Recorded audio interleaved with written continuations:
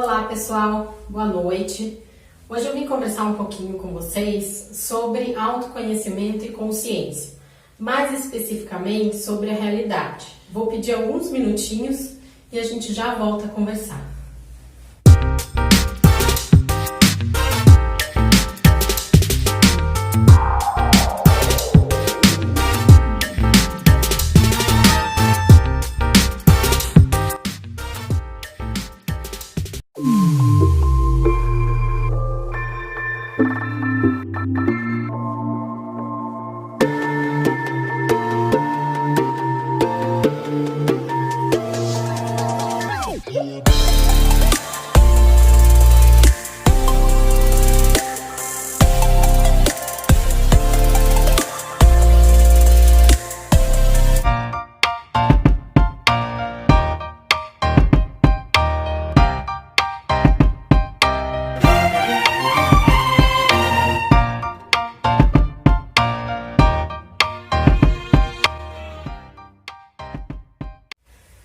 Então, pessoal, estamos de volta. Eu quero introduzir um pouco por que eu escolhi esse tema autoconhecimento e consciência, e principalmente a união dessas duas palavras.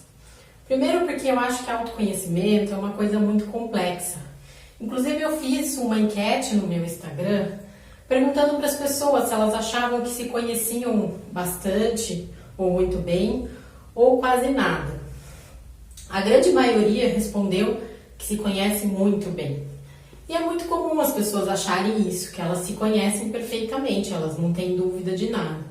Só que quando acontece alguma coisa na vida delas, alguma dificuldade mais intensa e tudo mais, isso pode gerar uma angústia, isso pode gerar um sofrimento, e aí ela percebe que esse conhecimento dela não está assim tão bom quanto ela imaginava. Muito comum acontecer isso. E além do autoconhecimento, por que a consciência? Porque a consciência é a base do autoconhecimento. A gente precisa ter consciência do nosso interior, dos nossos pensamentos, das nossas emoções, para daí a gente se conhecer melhor. Não tem como uma coisa acontecer sem a outra. Bom, aí vocês vão me perguntar o que isso tem a ver com a realidade. Existem inúmeras pesquisas que demonstram que cada um percebe a realidade de um jeito. Quem procurar a realidade no dicionário vai ver que a definição concreta é o que existe, o que está aqui. Mas, na verdade, existem múltiplas realidades. A gente pode perceber uma variação absurda de realidades. O que eu estou vendo não necessariamente é o que a outra pessoa está vendo e está percebendo. Só que muitas vezes a gente não leva isso em consideração, a gente não percebe isso. E é por isso que eu trouxe um pouco essa discussão da realidade, para a gente poder conversar um pouco sobre essa variedade. E uma curiosidade que eu queria trazer agora é que a realidade ela é construída por nós. O homem é protagonista de tudo o que acontece na vida dele. E é interessante porque tem muitas pessoas que acham que elas são, como que eu vou dizer, azaradas, porque a vida delas acontece sem elas terem a menor influência. Sabe aquela coisa? Eu fui mal na prova, mas eu estudei. Não foi porque eu não estudei, é porque eu não tenho sorte. Você viu, o fulano que tirou 10, ele é um sortudo, ele tem um dom excelente para estudar. Quando na verdade não é bem isso, né? Às vezes a pessoa tem uma dificuldade aí de assumir que ela realmente não se dedicou, né? Inclusive, a nossa maior dificuldade é assumir o nosso fracasso, a nossa falha. Então a gente arranja várias desculpas para não ter que enfrentar isso. E a nossa percepção da realidade, ela acaba sendo influenciada, né? Depende o quanto que eu estou preparado para perceber uma coisa, eu percebo, às vezes eu escondo. E dentro desse assunto, eu preciso falar um pouco de inconsciente, daquilo que a gente não tem consciência, porque é ele que está por trás de todo esse processo. É ele que facilita para eu não querer enxergar, por exemplo, no exemplo que eu acabei de trazer, que eu não estudei o suficiente. É ele que facilita para fazer essas crenças, todas essas afirmações, dizendo que não foi culpa minha. Eu não tenho dom, eu não tenho jeito, né? É ele que me ajuda a criar toda essa imaginação. Mas assim, o que é o inconsciente? O inconsciente é uma parte da nossa mente que não está acessível para nós no momento. Só que ele sempre existiu, né? Se a gente for considerar o bebê, por exemplo, o bebê é totalmente inconsciente, ele não tem nada que seja dele, né? Que seja pensamento dele, emoção dele, tudo é misturado com a mãe e ele é imediatista, ele precisa mamar naquele momento, ele dorme a hora que ele quer, ele acorda a hora que ele quer, ele não tem um controle das emoções, das vontades dele. Conforme ele vai crescendo, ele vai não só adquirindo consciência, que é a partir dos 2 anos, ele percebe que ele é uma pessoa separada dessa mãe, então ele começa a criar um eu próprio e ele começa a perceber como que a sociedade funciona, então ele começa a aceitar as regras. Aí, o que isso influencia no nosso tema? Bom, primeira questão, para eu interpretar essa realidade, eu vou interpretá-la com essas duas instâncias, tanto com o meu consciente como com o meu inconsciente. Se eu não me conheço, que é o tema que eu estou trazendo hoje, eu não vou ter a menor consciência do que eu estou fazendo. O meu inconsciente vai ser muito mais expressado do que a minha consciência, porque eu não tenho controle, né? Como eu trouxe agora há pouco o exemplo, eu estou sendo esse bebê, né? Eu não estou conseguindo controlar meus pensamentos, minhas emoções, e muitas vezes eu acabo atuando, eu faço as coisas sem pensar. Algumas vezes isso pode até ajudar, outras vezes pode atrapalhar, mas o processo é esse. Então, como é que a gente pode pensar em usar a nossa consciência, o nosso autoconhecimento em favor dessa realidade? Eu já falei, né, e a gente já conhece, que a realidade ela é muito, muito ampla. Né? Então, eu sei que o que eu estou vendo não necessariamente é uma coisa universal. Então, o que é importante a gente pensar nesse contexto? Que, de repente, o que eu estou percebendo, o que eu estou vendo, como eu estou sentindo, não necessariamente vai ser uma verdade, ou vai ser universal para tudo, né? Aliás, nós psicanalistas, no nosso atendimento, a gente não se preocupa com o que aconteceu, porque muitas vezes a pessoa vai no médico e aí ela conta o que aconteceu, e aí às vezes os médicos falam, mas isso é mentira, porque a gente sabe que não foi assim, etc. Tá, mas para nós não interessa se é mentira ou não, porque se a pessoa está contando aquela história, é porque aquela história é importante para ela. E a gente vai trabalhar com a história que ela trouxer, com aquilo que ela mostrar que é importante ela lidar. Né? Então, para nós isso não faz diferença. Para a vida, como as pessoas, às vezes faz. Porque as pessoas gostam, né, que as pessoas falem a verdade. Né? Eu falo assim, gostaria de saber que verdade que elas estão esperando. Como eu disse, a gente não, né, tem várias realidades, várias verdades. Aliás, realidade e verdade são duas palavras que significam a mesma coisa. Né? Então, você tem essa variação. Né? Então, eu até me pergunto, o que elas estão esperando? Que verdade é essa que elas estão procurando? Né? Porque se elas procuram uma coisa tão concreta, elas vão se decepcionar. Mas, enfim, por que eu preciso me conhecer e conhecer um pouco a minha realidade? Porque se eu não conhecer nada disso, primeiro, eu nunca vou saber o que eu realmente quero. Né? Como eu falei, tem muita gente que fala, eu me conheço muito bem, mas aí você vai ver a vida da pessoa, ela nunca decidiu o que ela quer da vida, ela nunca teve um objetivo mais concreto para seguir, ela nunca deu conta daquilo que ela queria fazer, ou seja, ela não sabe basicamente o que ela quer. Então, a primeira questão que é importante dentro desse contexto é para eu poder saber o que eu realmente quero. Né? Se eu conseguir, primeiro, entender o que está acontecendo à minha volta, e até acho muito importante nesse contexto falar sobre, como eu trouxe, né, que as realidades são múltiplas e que elas não são iguais para todo mundo. Muitas vezes o que está acontecendo comigo, com as pessoas que eu me relaciono mais, tem a ver com o que está internamente em mim, com os sentimentos, com os pensamentos, que eu não faço ideia que eu tenho. Só que aí eu começo a me relacionar com os outros ficam incomodados, eu começo a criar conflitos absurdos e eu não consigo entender que isso começou comigo, que esse conflito está dentro de mim, não está no outro. Aliás, isso é uma coisa muito comum que acontece, né? Sabe aquela coisa? Eu fico falando que a fulana é invejosa, que a fulana é maldosa, que ela fica falando que não sei quem ficou rico e ela não, né? Fica com todos esses pensamentos negativos, mas eu não consigo perceber que eu também tô com inveja da outra fulana que ganha dinheiro, que eu também tô falando mal das outras que estão bem de vida e eu não.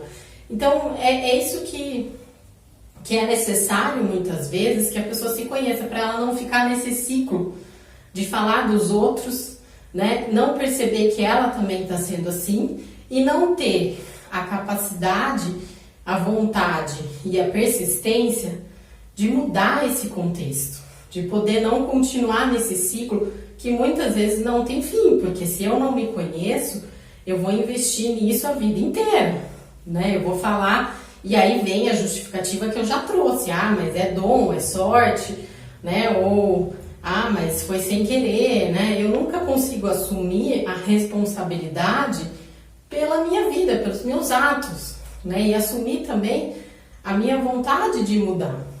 Considerando essa questão da mudança, né? E de se conhecer para favorecer essa mudança, é muito comum as pessoas terem uma resistência de procurar ajuda para mudar, né? E para se conhecer. Até porque elas têm medo, né? Se a gente for considerar, a pessoa faz anos que é desse jeito, faz anos que ela usa essas desculpas, que ela acha que ela não vai ter capacidade de ser diferente, que ela acha que a única maneira dela ser é essa, e ela tem dificuldade de enxergar que existem outras maneiras. Então ela fica cômoda um pouco nessa posição, ela se sente confortável e acaba resistindo em realmente investir para mudar, para pensar diferente, né? Para poder enxergar outras possibilidades que ela tem. E isso em vários contextos, no trabalho, nas relações afetivas, e tudo aquilo que ela convive. Então, eu queria fazer um convite para vocês. Pensem, se vocês realmente se conhecem, pensem como está as suas relações no trabalho, que eu sei que agora elas não são mais presenciais, mas elas ainda existem no ambiente virtual. Ou pense como elas eram antes de começar a pandemia, que você convivia com as pessoas. Pense nas suas relações em casa, que agora elas estão muito mais intensas, né? Vocês estão convivendo muito mais. Como é que tá? Tá tão bom assim, né? Estão realmente harmoniosas? Você tá feliz do jeito que você tá convivendo? E se não tiver, muito cuidado, porque a nossa primeira reação é culpar o outro. Não, mas a culpa é do meu marido, mas a culpa é do meu pai ou da minha mãe, a culpa é, né? E nunca olhar pra gente. Por que essa relação tá ruim? Será que eu tô fazendo alguma coisa que também tá dificultando essa relação? Esse é meu convite. Vou pedir alguns minutinhos e a gente já volta a conversar.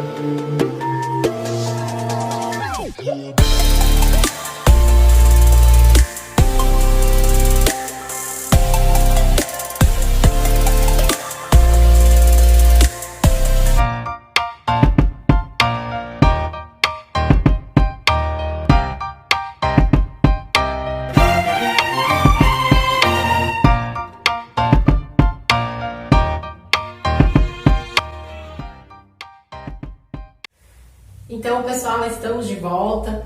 E aí, pensaram um pouco no que eu trouxe no bloco passado, no convite que eu fiz para vocês?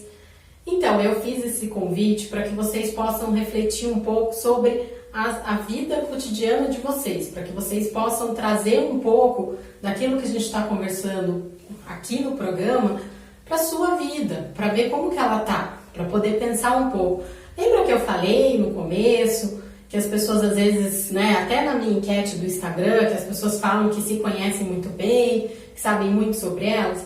Pois é, quando eu fiz o convite, é exatamente para testar essa teoria. Será que realmente você se conhece bem? Será que realmente você sabe tanto assim sobre você?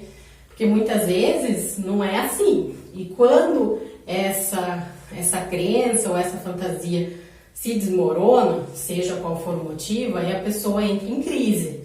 Aí é uma angústia, é um sofrimento muito grande. Então pense, porque agora talvez você não tenha essa crise tão grande para te deixar num estado tão ruim.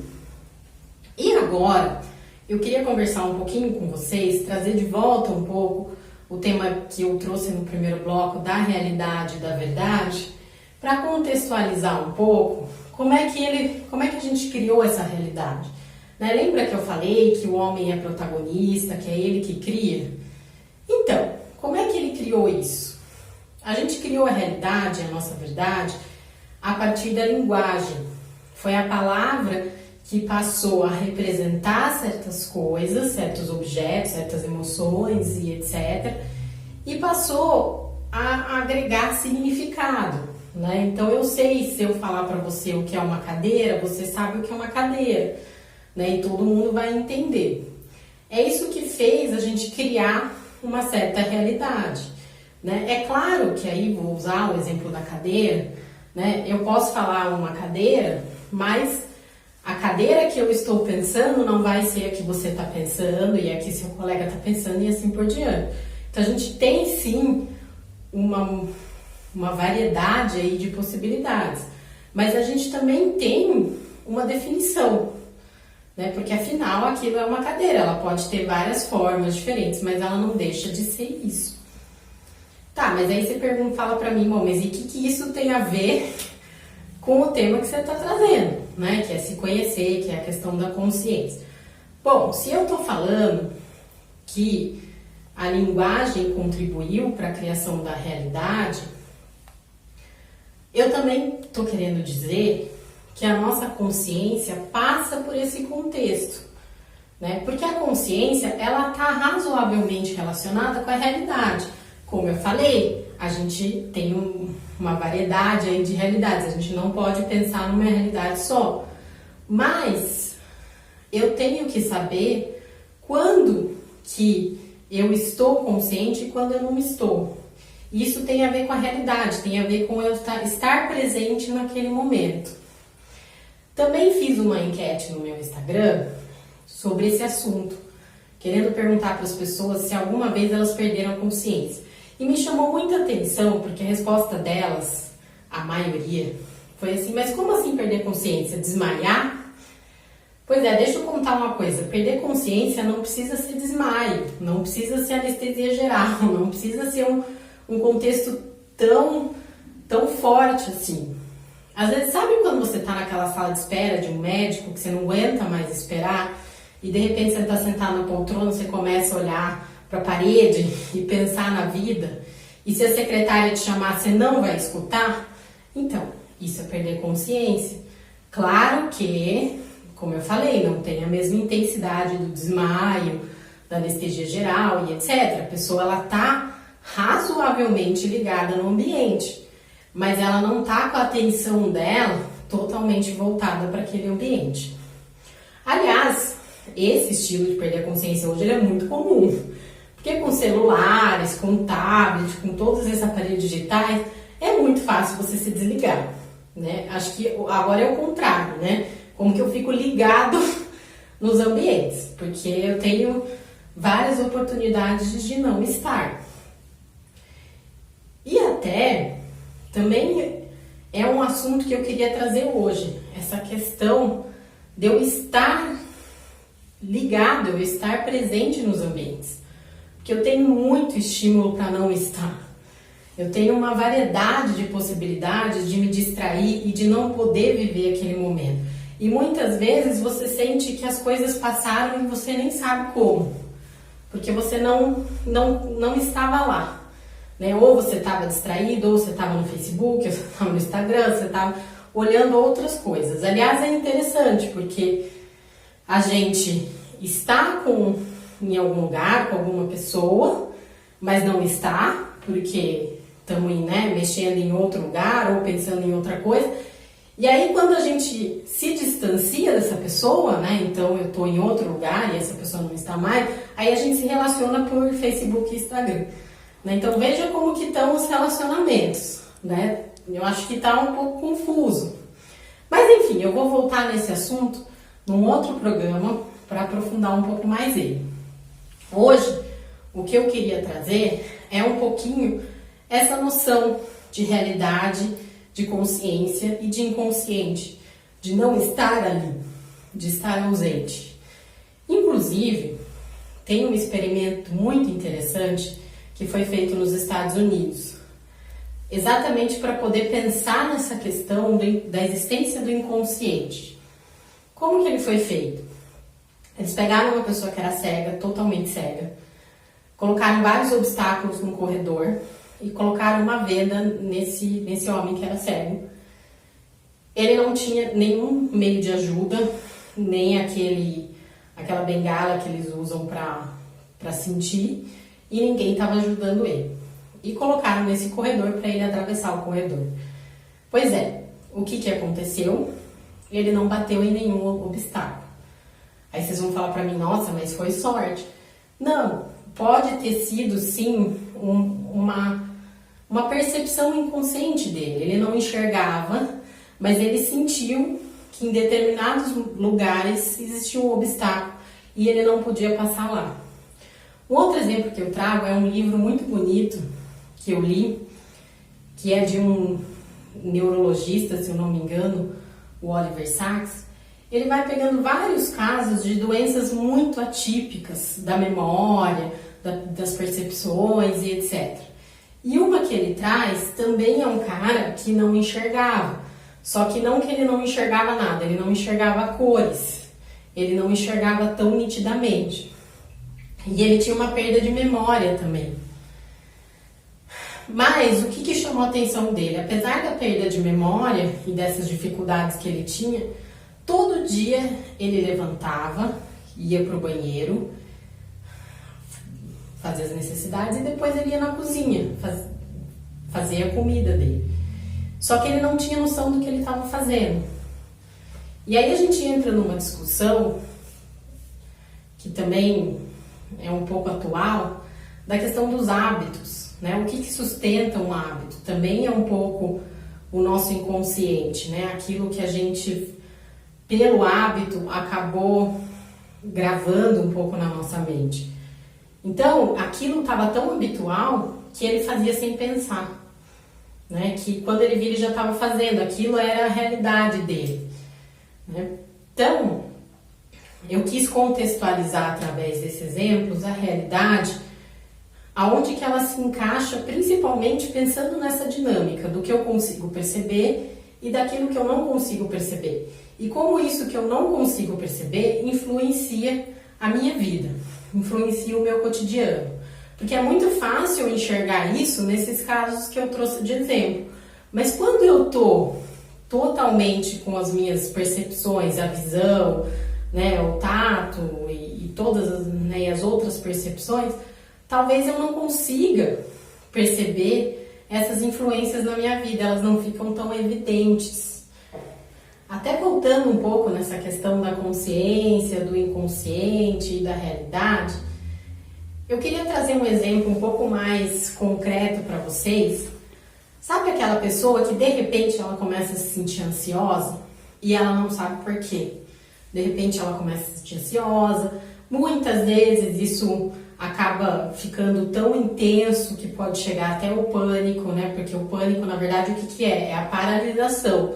Eu tô com tanto medo, com tanta ansiedade que eu não consigo fazer mais nada, eu fico paralisada, né? Tem gente que às vezes não sai nem de casa por isso. E aí você pergunta para essa pessoa, por que você tá assim? Por que você tá ansioso? Ah, não sei, não faço ideia. Assim, a ansiedade não surge do nada, ela tem um motivo. Muitas vezes os motivos podem ser emoções, pensamento ou os dois, a maioria das vezes, os dois em conexão.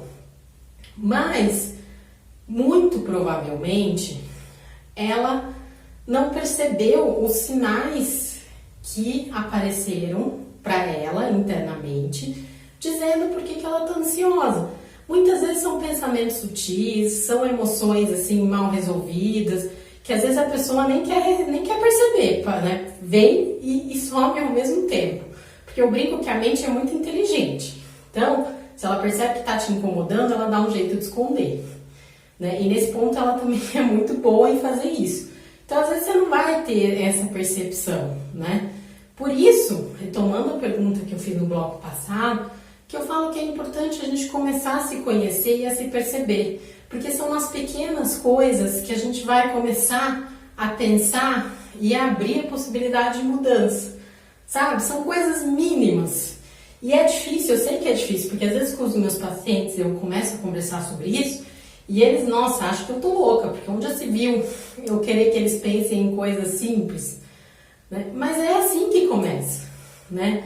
Assim como eu trouxe a discussão que realidade parece ser um tema muito simples, mas no fundo ele é um tema absurdamente complexo, a nossa mente também é assim. Parece que é muito simples, mas não é.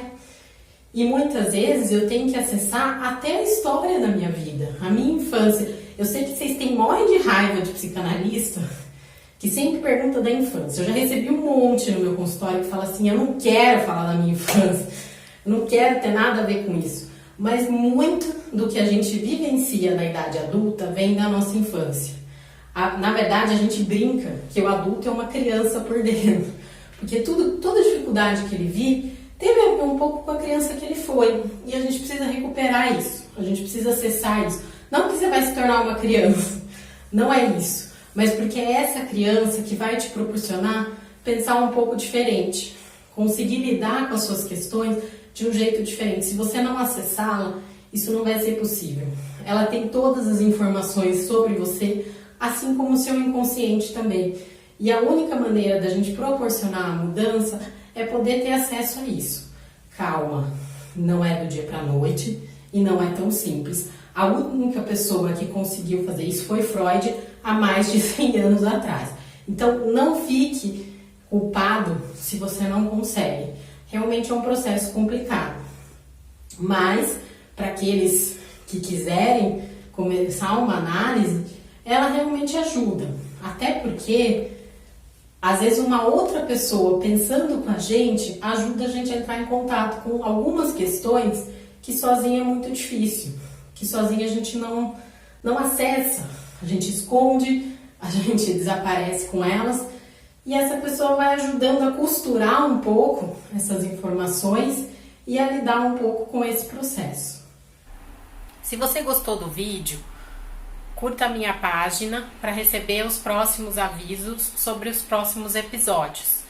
Se você acha que algum amigo, familiar ou colega também vai gostar do vídeo, compartilhe. Até a próxima!